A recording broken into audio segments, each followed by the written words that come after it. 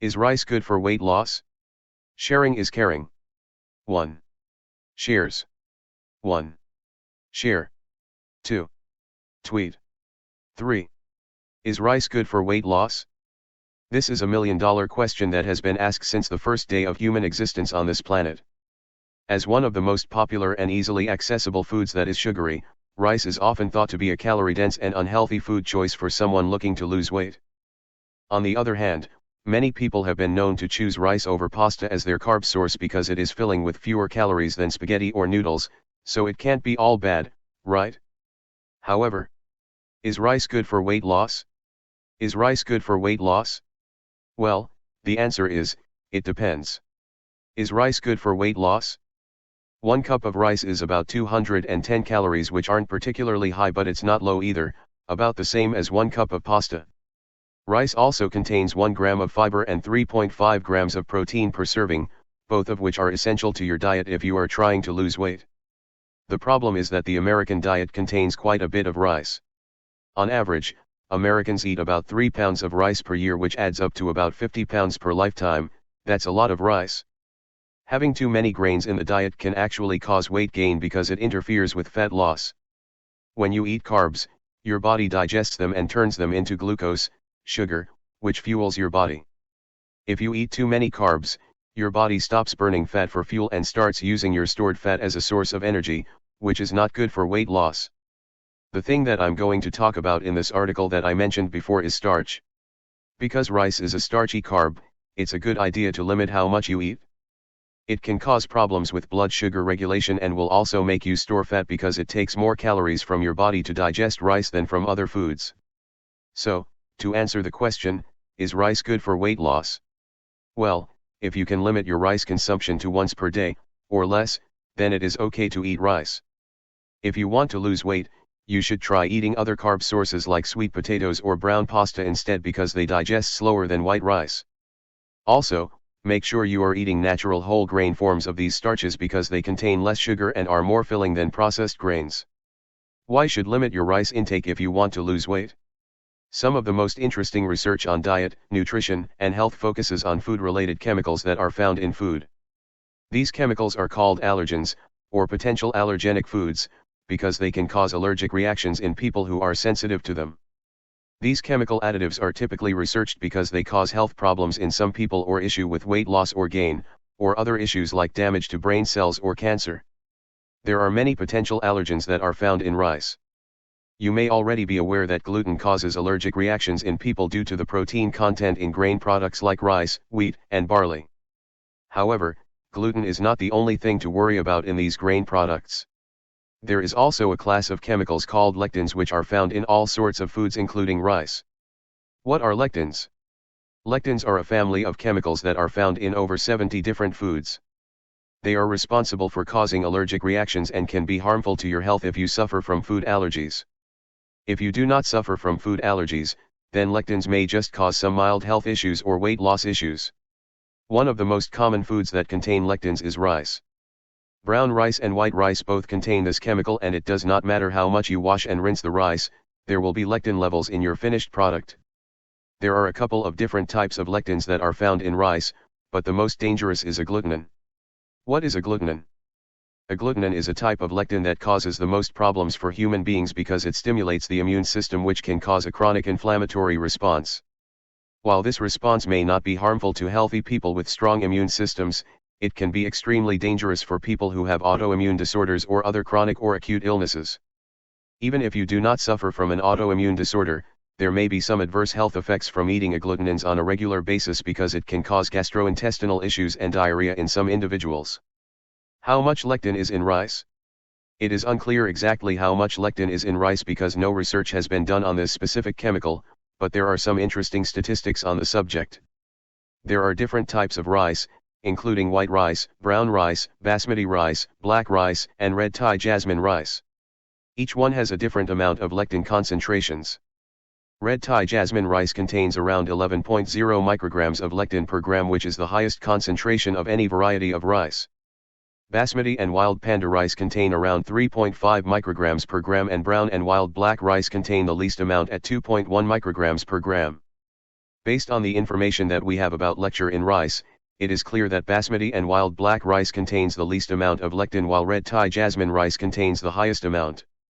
It is likely that other varieties contain these same concentrations to some extent, but research has not confirmed this information. How does rice affect weight? When you eat any food, your body must digest it in order to convert it into usable energy. If the food contains a significant amount of lectin, then your body may take more calories to digest that food versus other foods. When you eat rice, you get all of the nutrients from the grain, but the rice contains high levels of lectin which causes digestive issues and slows down your metabolism. These two factors together can cause a significant calorie deficit. In a study that was conducted on mice, they were fed either white or brown rice for 18 times per week for 12 weeks each. The researchers found that the mice that ate white rice had significantly lower metabolism and lost more fat than the mice who ate brown rice. White rice also caused weight gain in both groups of rodents. More recent research has shown that rice can be even more harmful to your health than just slowing down the metabolism.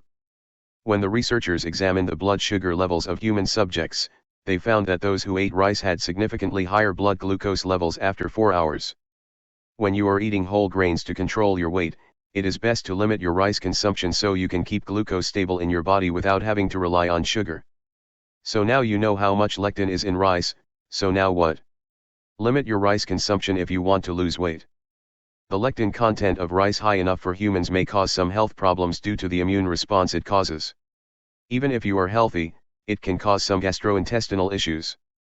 However, if you are suffering from obesity or an autoimmune disorder, then rice can be dangerous to your health. The reason why is it stimulates the immune system and may exacerbate your already existing medical condition. Here is a list of rice alternatives that you should try if you want to avoid lectin concentrations in your diet. Brown basmati rice. Many people enjoy brown basmati rice because it is a long grain variety which has a nutty flavor and aroma. It is also high in fiber. Wild black rice. This type of rice usually comes from the Philippines but can be found in some other countries as well. The kernels are black due to the whole grain being cooked without cooking the husk first. It tastes similar to wild panda rice, yet it can be purchased at more places than just Asian markets. Arborio rice. This type of rice is a short grain variety that is grown in Italy. It has a lighter texture which makes it perfect for risotto and other types of pasta dishes. Black beans. Soaking the beans reduces the amount of lectins in them, so they may not be as potent as white or brown rice, but they do still contain protein and fiber which helps you stay full longer. Fava beans. These are known for their high protein content. They are also high in fiber which will keep you feeling full longer. You can saute them with garlic for a bean dish that has a nice flavor. Couscous. This type of grain is popular in Mediterranean countries. It is high in protein and contains less lectin than other grains. Quinoa. This spongy seed resembles the shape of a shark's teeth, but it tastes like a nutty cereal that you would find in an organic health food store. It has a nice crunch to it and it can be cooked to make a great side dish for fish or poultry. Oats. This grain is high in fiber which will keep you full longer. It makes for a great breakfast cereal with some fruit mixed in. Millet. This seed is very similar to couscous. It is also high in protein and fiber which makes it a great side dish. It can be used as a substitute for rice as well. Kasha. This type of grain is usually found on an Eastern European menu and has the texture of oats, yet it tastes like corn on the cob. You can saute it with some onions and mushrooms, or you can use it as a tooth-sticking filler in your main course. Amaranth. This ancient grain is high in protein, calcium, zinc, phosphorus, and lysine. It is also used as a popular cereal to make porridge with. Teff. This seed originated in Ethiopia but can be found throughout many regions of Africa. It is high in fiber and calcium. Buckwheat.